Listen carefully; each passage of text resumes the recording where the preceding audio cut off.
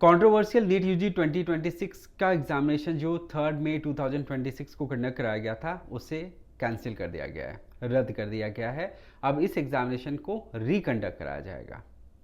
Controversy इस बात को लेकर के हुई थी कि कुछ सैंपल पेपर यानी कि गेस्ट पेपर के नाम से क्वेश्चंस डिस्ट्रीब्यूशन हुए थे और उसको खरीदा गया था एक हायर कॉस्ट पे, जो कि तकरीबन 1 महीने पहले ही लोगों तक पहुंच चुका था। लास्ट मोमेंट में इन पेपर्स को, गेस्ट पेपर को 30,000 रुपीज़ के प्राइस पॉइंट पे भी बेचा गया था, जिनमें 300 क्वेश्चंस दिए गए थे। उनमें से 140 क्वेश्चंस बिल्कुल मैच कर गए थे नीट यूजी 2026 एग्जामिनेशन के पेपर से, जो कि 560 मार्क्स के इक्विवेलेंट होता है। और ये इतने मास लेवल पे था जिसके वजह से इन्वेस्टिगेशन जो बॉडी थी उन्होंने इस पे इंक्वायरी जो किया और उनको काफ़ी प्रूफ इसके अगेंस्ट में मिली और एनटीए ने भी इस चीज़ को एक्सेप्ट किया कि यहाँ पे गलती हुई है।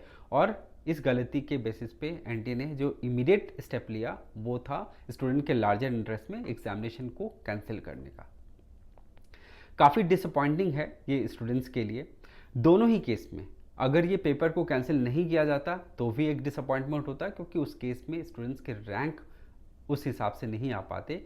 अच्छे स्कोर के बावजूद भी स्टूडेंट्स को बहुत लोअर रैंक के साथ में सेटल करना पड़ता। अब ये रीकंडक्ट हो रहा है तो इस केस में भी स्टूडेंट्स के लिए ये एक डिसअपॉइंटमेंट है, क्योंकि स्टूडेंट इतने सालों से मेहनत जब करते हैं, इतने महीनों से जब मेहनत करते हैं, एग्जामिनेशन के बाद में कहीं ना कहीं स्ट्रेस फ्री अपने आप को फील करते हैं कि एक पड़ाव उनका अब हो गया क्रॉस, अब आगे के बारे में सोचना है। अब वापस से उस मोमेंटम को बिल्ड करना एक बहुत डिफिकल्ट टास्क होता है और ये इमीडिएट प्रोसेस नहीं हो सकता है कि एक बटन आपने दबाया और सब कुछ पहले की तरह स्टार्ट हो गया। तो इस प्रोसेस में स्टूडेंट्स को वापस से उस मोटिवेशन को बिल्डअप करने में टाइम लगता है। तो इस कंडीशन में कई स्टूडेंट्स ऐसे भी होंगे जो स्ट्रेस में चले जाएंगे कि अब हम क्या फिर से उसी स्कोर को ला पाएंगे जो स्कोर को हम पहले से ला पाए थे। तो ये सब सारे फैक्टर्स की वजह से स्टूडेंट्स के लिए काफ़ी स्ट्रेसफुल जर्नी ज़रूर होगा। बट लार्जर इंटरेस्ट को देखा जाए, जहाँ पे पेपर लीक जब भी होता है तो वहाँ बेहतर यही होता है कि एग्जामिनेशन को कैंसिल करके इसको रिकंडक्ट कराया जाए। अनफॉर्चुनेटली कोई दूसरा और सॉल्यूशन भी नहीं है। यहाँ पे सबसे बड़ी गलती एनटीए की है। गवर्नमेंट ऑफ इंडिया ने तो अनाउंस कर दिया कि सीबीआई इंक्वायरी होगी, बट सबसे बड़ा इंक्वायरी होना चाहिए एनटीए के ऊपर में, क्योंकि एनटीए हर साल किसी न किसी कंट्रोवर्सी में फंसती चली जा रही है और ये जो एक ट्रांसपेरेंसी की बात होती है वो कहीं ना कहीं कॉम्प्रोमाइज़ हो चुका है। तो आखिर ये लूपहोल कहाँ पे, आखिर सिस्टम में ऐसा कौन है जो कि इस तरीके की गड़बड़ी को होने दे रहा है? क्यों फेयर नहीं हो पा रहा है एग्जामिनेशन? ये सब तो वक्त बताएगा किस हिसाब से इस पे एक्शन लिया जाएगा। बट फिलहाल आप सबको बता दूं कि ये जो री एग्जामिनेशन है इसको लेकर के आपके मन में सवाल होगा कि इस एग्जामिनेशन को कब कंडक्ट कराया जा सकता है।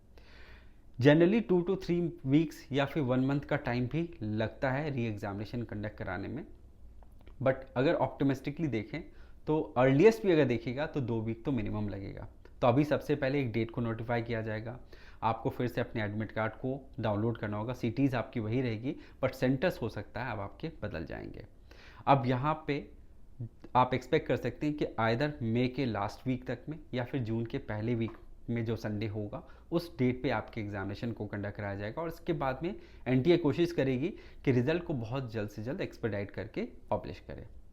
इस समय आप सभी को यही करूँगा कि जो भी स्टूडेंट इस फेज़ से गुजर रहे हैं, एक टफ सिचुएशन से, एक स्ट्रेसफुल सिचुएशन से गुजर रहे हैं, आप सबको ये कहूँगा कि वापस से अपने उस गोल के बारे में सोचिए कि क्या आपको अचीव करना है और आपको मोमेंटम बनाना होगा। आपको उस मोटिवेशन के साथ फिर से लगना होगा और इकट्ठा करिए अपने सारे प्लस फैक्टर्स थे जो कि आपको मोटिवेट कर रहे थे उनको, और फिर से लगिए और अपना बेस्ट देने के लिए आगे जुड़ जाइए। आप सभी को wish you all the best. अपना ख्याल रखिए।